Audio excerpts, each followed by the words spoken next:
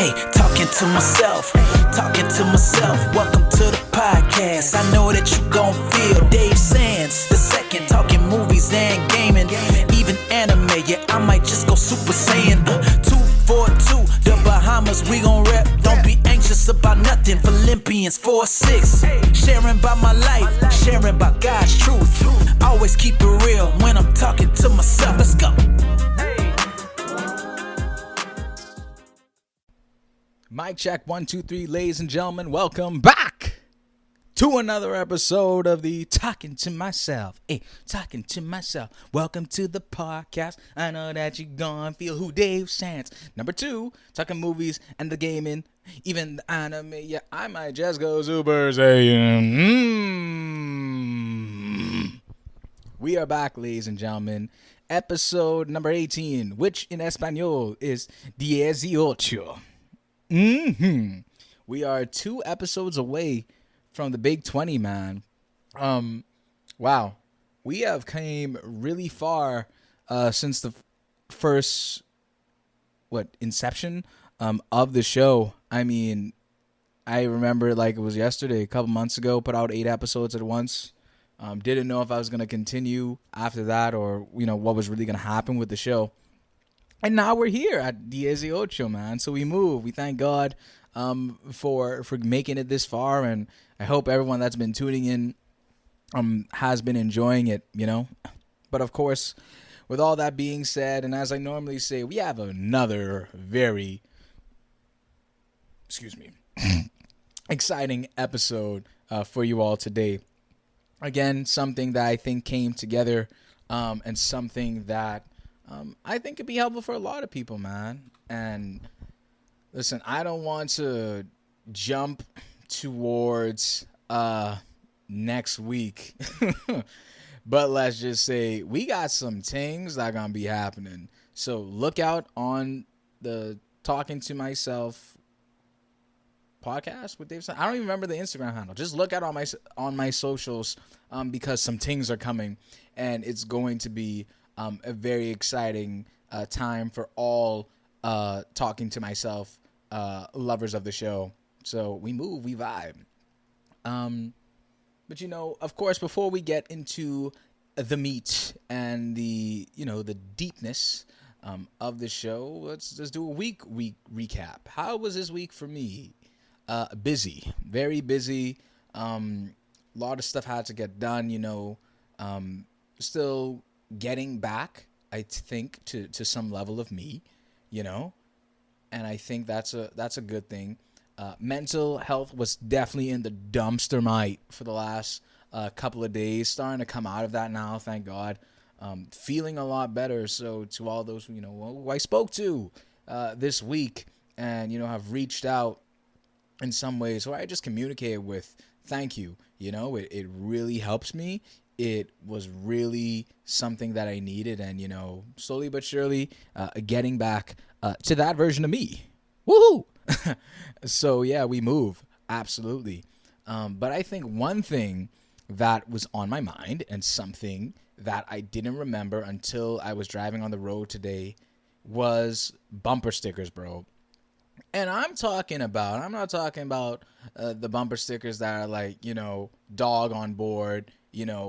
Like or the one that, I don't know if you guys saw this one before. That's like the family one. There's like a sticker that I think I see it more in the U.S. where they like put like how many mom, dad, the kids, the dog, the cat, whatever it may be. But I'm talking about the bumper stickers from school, ladies and gentlemen. Them honor roll bumper stickers. I was just like, man. Back in the day, for those who don't know, I attended the illustrious school of Kingsway Academy.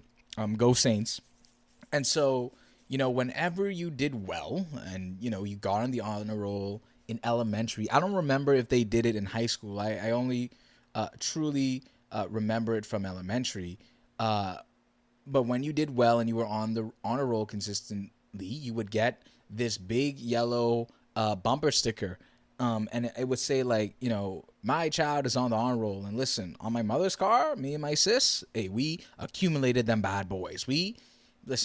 If you couldn't tell what school we went to by looking on the back of my mother's car, I might as well brief. it was right there, it was right there, bro. I miss that, man. Like being able to just like, I guess earn for your hard work. I guess in that sense, of course, as you grow up, that's more from a financial basis. But man, having them bumper stickers, bro, is definitely something. And it's something that was really fun. I don't know why. I just literally saw. I don't even know what school it was, but it was just like, man, I remember them bumper sticker days, bro. For real, for real. Honestly, listen, good times, very good times. And speaking of those good times, listen, I've been seeing, as y'all know, big fan of cartoons, movies, gaming, the intro. But I see that we got some new things coming out in the animation space. One of those things being Avatar the Last Airbender. And I really needed to speak on this because if you do not know, I am a big Avatar the Last Airbender fan. I love the original cartoon, the first one, with Aang, Katara, Sokka, Toph, Momo, Appa, yip, mate, That was me, bro. I remember growing up on that show and never like actually completed it. Like back in the day, obviously shows had a time slot. They still do on Nickelodeon, things like that. But when I used to watch it, obviously those shows came on at a specific time. And back then, if you miss a day that show was to come on, then you have to catch it on the rerun or whenever it plays again. So I remember, I think I would like to say maybe 16, 17, 18, around that time. I remember, and I can't remember which station it was. I think it was like, I don't know if it wasn't Teen Nick. It was a Nick affiliate for sure. But I remember like the Avatar The Last Airbender like had like a series going on where they were just playing like every single episode from start to finish. And I remember I sat down and I watched that bad boy, and I finally see how things kind of progress. I even watched it on Netflix as well, bro. That show, that is, I think in some ways that's like, it is like taken from anime as well. But that show, man, the storytelling, the character development, the drama is such a beautiful show. And so to a lot of people, including myself, that show was really good, right? So when I see that Netflix is doing a real life adaptation of the show, I go in there with a lot of caution because we've seen this before, right? We've seen a live adaptation of the Avatar before. I don't know if you all remember this. I don't even remember watching it fully. I think I did. But the first time they did that, not they being Netflix, but whatever studio did that the first time, it didn't do the animated show justice in anything. The one thing that I remember that stands out to me is that in the animated episodic series, and I just learned episodic is a word, so we move, the main character's name is Aang. In the live action version, the first one, they called him Ong. And I thought to myself when I was thinking about that this week, who is Ong? Who is that?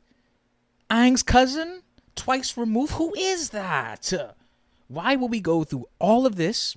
All of the water temple, Ba Sing Se, Fire Nation, Zuko. Why would we go through all of that just for him to be calling himself Ong in the real life the real life version?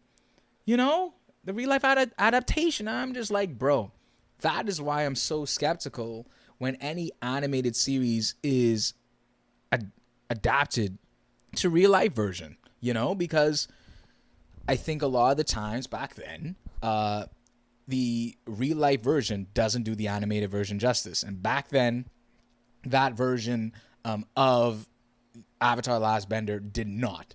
So now Netflix is coming out with a new boy.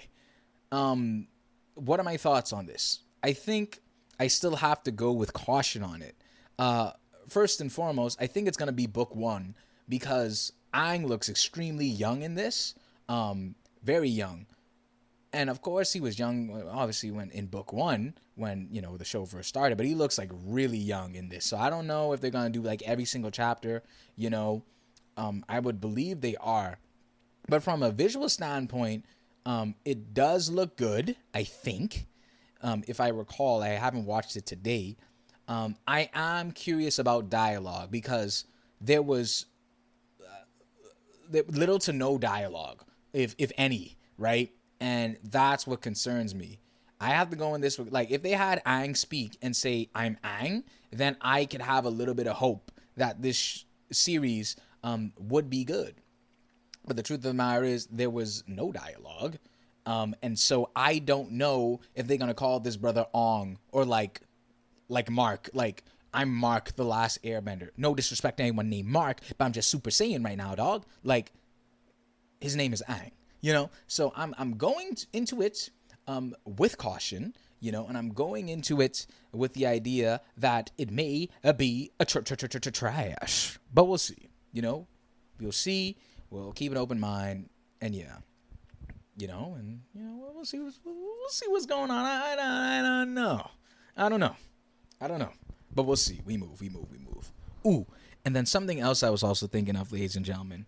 I just want to say that, talking movies and gaming, as the intro says once again, I think that gaming is fun again. I was just realizing that this week. For a long period of time, gaming was not the most fun for me. Frankly, because I was waiting for new games. Right now, we got Spider-Man 2, you know, with Miles and Peter and the gang and them. We got Fortnite, which has gotten fun again because they brought back the old map.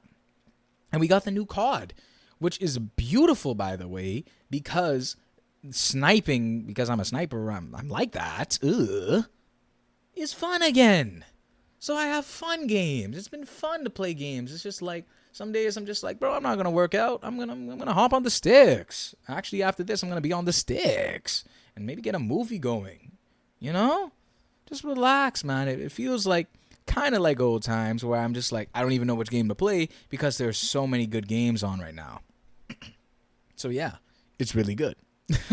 So gaming is fun again, and I'm very happy that it's fun again. And yeah. What now? No. But in all seriousness, we're going to get into the meat, the creme de la creme of the episode. And it's always something that I'm thinking about.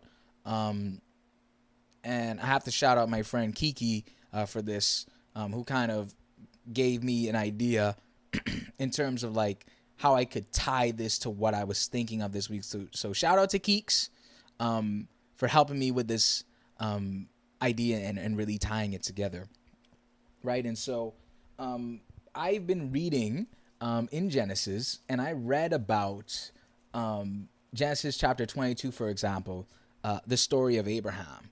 Listen here, and Abraham, excuse me, Abraham and Sarah, drama, by the way, just saying, but Genesis 22 talks about Abraham's faith being tested, and it's such a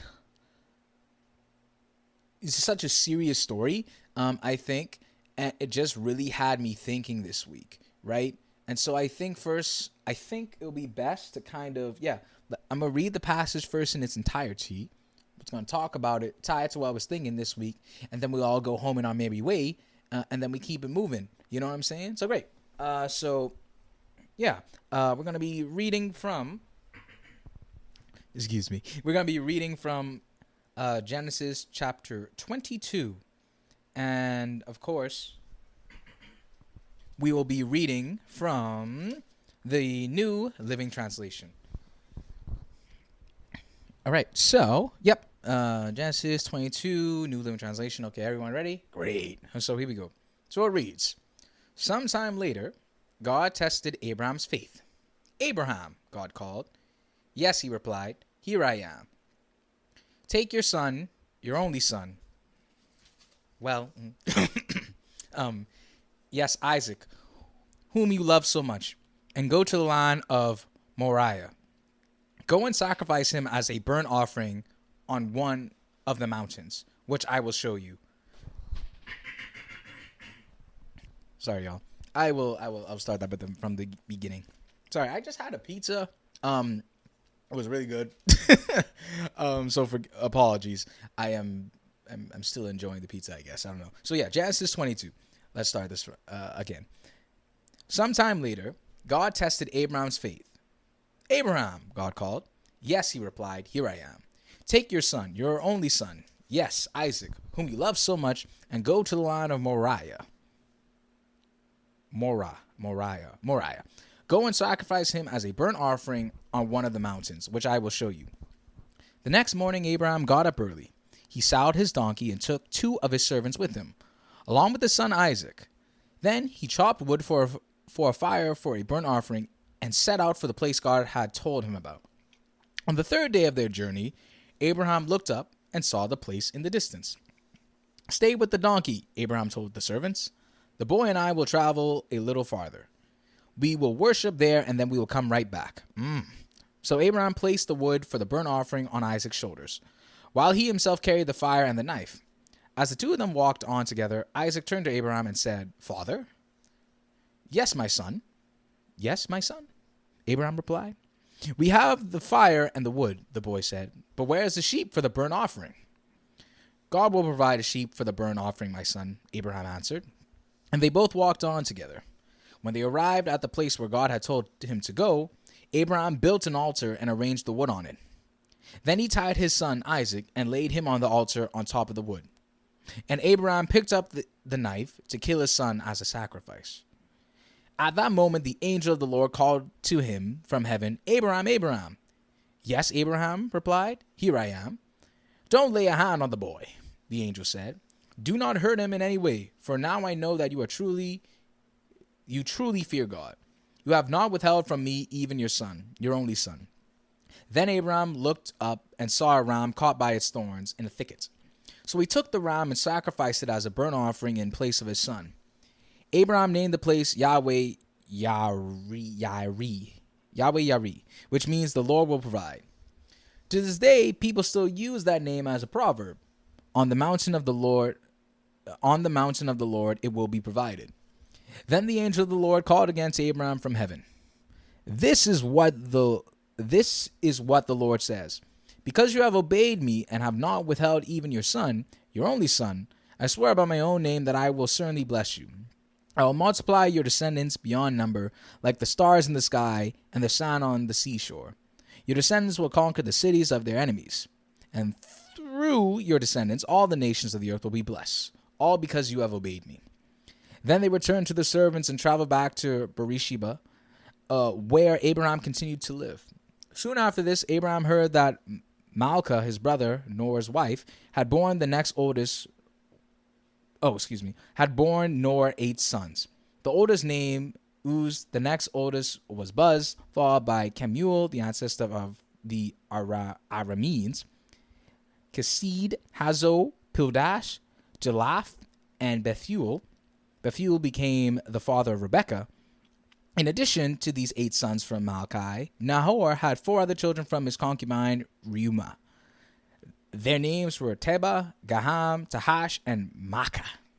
Selah. That is Genesis 22. Oh my goodness. Wow. I mean,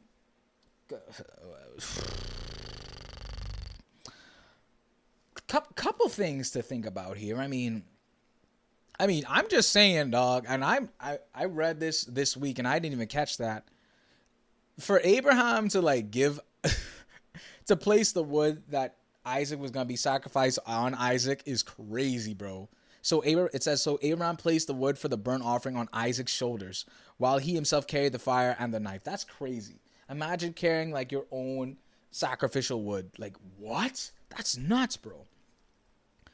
But I mean, when I read this, right, I was just like, wow, you telling me that Abraham had enough faith in the Lord to just be like, all right, I'm going to I want you to, this was verse 2. Take your son, your only son, yes, Isaac, whom you love so much, and go to the land of Moriah. Go and sacrifice him as a burnt offering on one of the mountains, which I will show you. I don't see verse 2.5 where it says, and Abraham said to the Lord, what? It doesn't say that here. It just says literally in verse 3 that the next morning Abraham got up early. He didn't even wait to get some breakfast, bro. At least get some oatmeal in you. He saddled his donkey, took 2 of his servants with him, along with his son Isaac, and dipped. Now, no mention here that he told Sarah he was doing this, by the way, because I'm pretty sure Sarah would have been like, that's not happening. No. I'm pretty sure, because Sarah got a little bit of a temper. She did.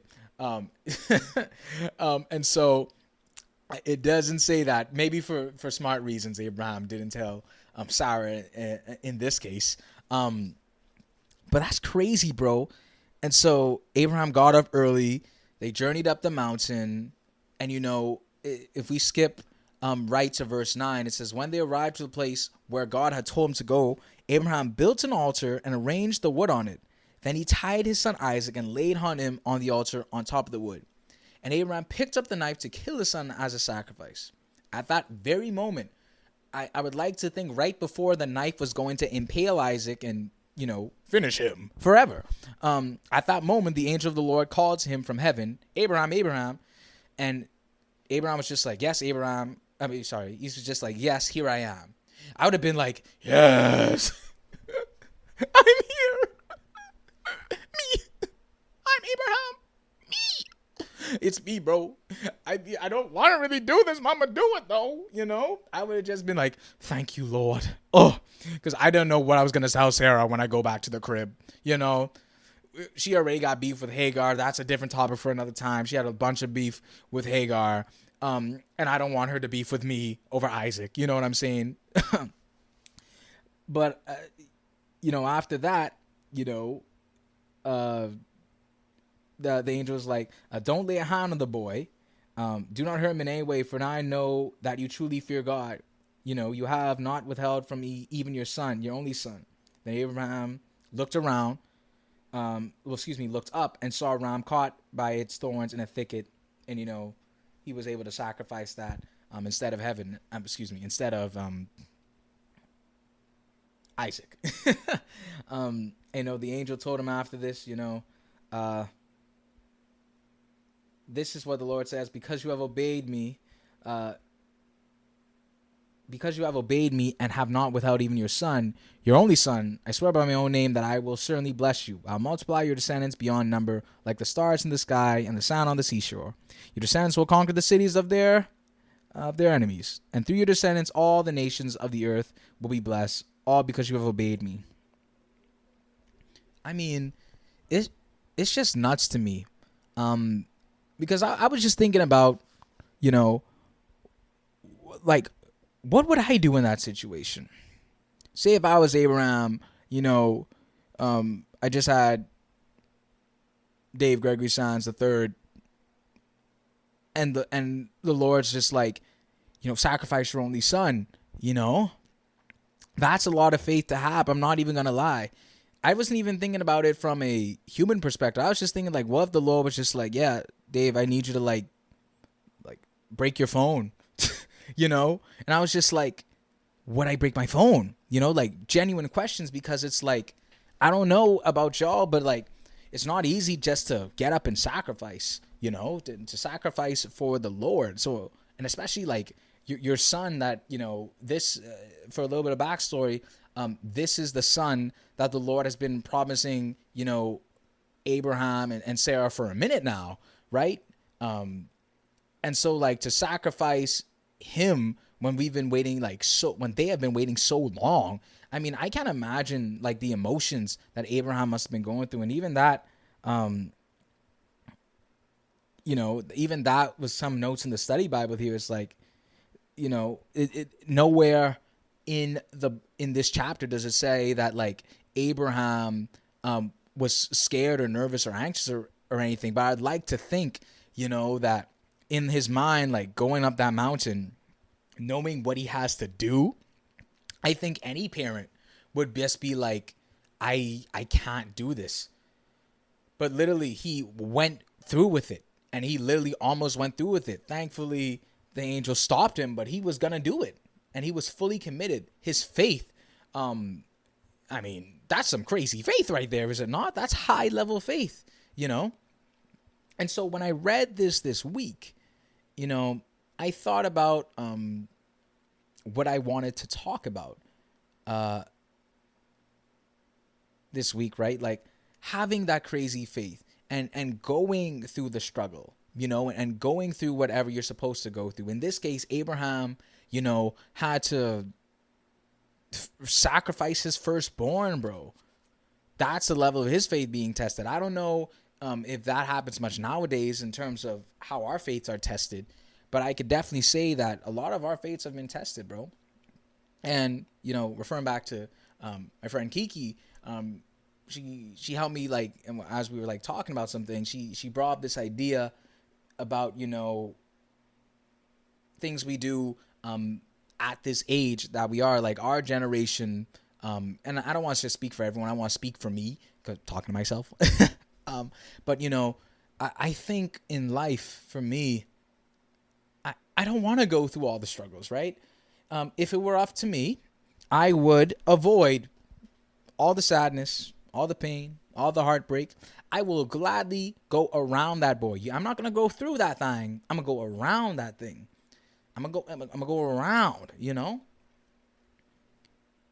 And so, yeah, I mean, I'm that type of person. I do a lot of things that are difficult.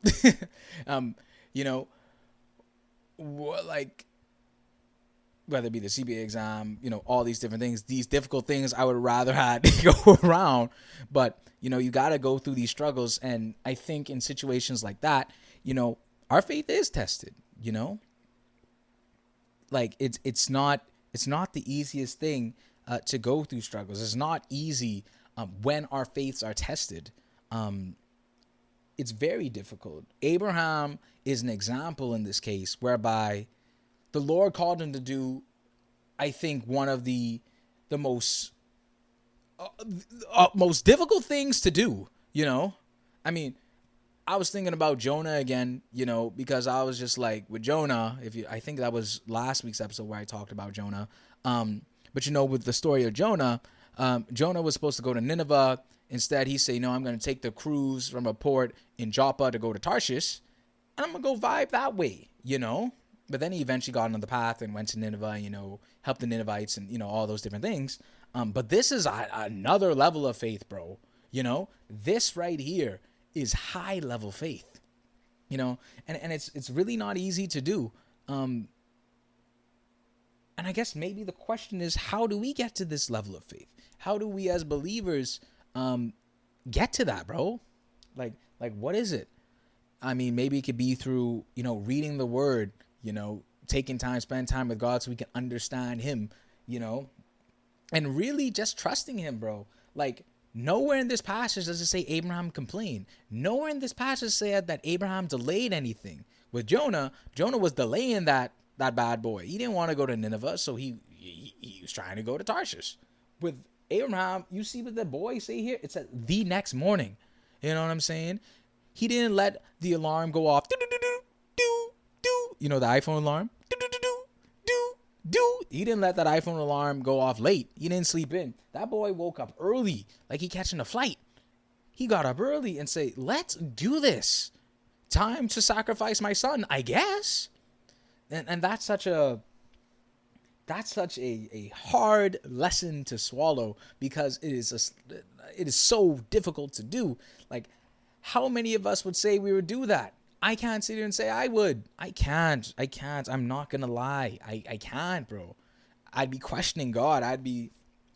Is there like anything else we could do? Like, I got like this cow in the back. Like, hey, like it's like a shiny Pokemon. Like it's like blue. Like that boy, Lord, take the shiny. Take the shiny cow. But please don't take my son, you know? And so I think the lesson here, right, was that we could really learn from Abraham that even when the Lord calls us to do something difficult, we got to really trust in him. Really trust in him. We have to. We have to trust in him, regardless of it. You know, in my life, I always say this, like, I tend to go through things and not understand why I go through things until I get to where I'm supposed to be. You know, the truth is, like, my trust in the Lord sometimes does fall short. You know, I do get confused. I do get angry. I do get disappointed. That's the human nature in me. But I also realize at the end of whatever journeys I'm supposed to go through at the time, that's why he made me go through it. You know, that's why I was able to trust in him. You know, and that's an absolutely beautiful thing, ladies and gentlemen, regardless of what any of us may be going through. You know, and I always say this, I don't know what anyone is going through. I mean, you know, I can't speak for what you may be dealing with. I know what I'm dealing with because, you know, my brain always tells me what I'm dealing with, right? But I wonder if, you know, if we could, I don't know if we'll ever get to that level of faith. Maybe we will, right? And hopefully we do. But if we could just get like 1% of the faith that Abraham had in this situation with his son Isaac, oh my goodness, imagine how life would be. We wouldn't, one thing, hey, as y'all know, I be worrying, bro, you know? So imagine if we had 1% of the faith Abraham had, like a little, like an extra 1%, that would go such a long way for us. So I think going forward, let's try and get that 1%, even in the hardest times. And we're not going to do it off rip. I'm speaking for myself. I'm not going to. I just know that I tend to just sulk for a minute. Then I get back to where I need to be. But if we have that 1%, if we try, if we give it to God, whatever that situation will be, I know we will make it. My goodness. And we got some things that we got to get through, ladies and gentlemen. I don't know about you, but I got things that I got to go through, just like you. But I know we will get through it. Have faith like Abraham. Understand that through God, anything is possible. And we move, you know. Beautiful story, beautiful lesson, beautiful thoughts this week. Very grateful to kind of tie this together with scripture. And yeah, guys, that is episode 18. So with that being said, I hope you all enjoyed it. I hope that you learned as much as I did from this. Of course, if you're new here, drop a subscription on YouTube. If you're watching on YouTube, leave a 5-star review on Spotify, Apple Podcasts, or wherever you may be listening or get your podcast from. It means the world to me. And let me know what y'all think, man. DM me, message me. And until the next one, I'm going to see y'all next week where we have a lot of special things coming up. All right, then. So until then, we move!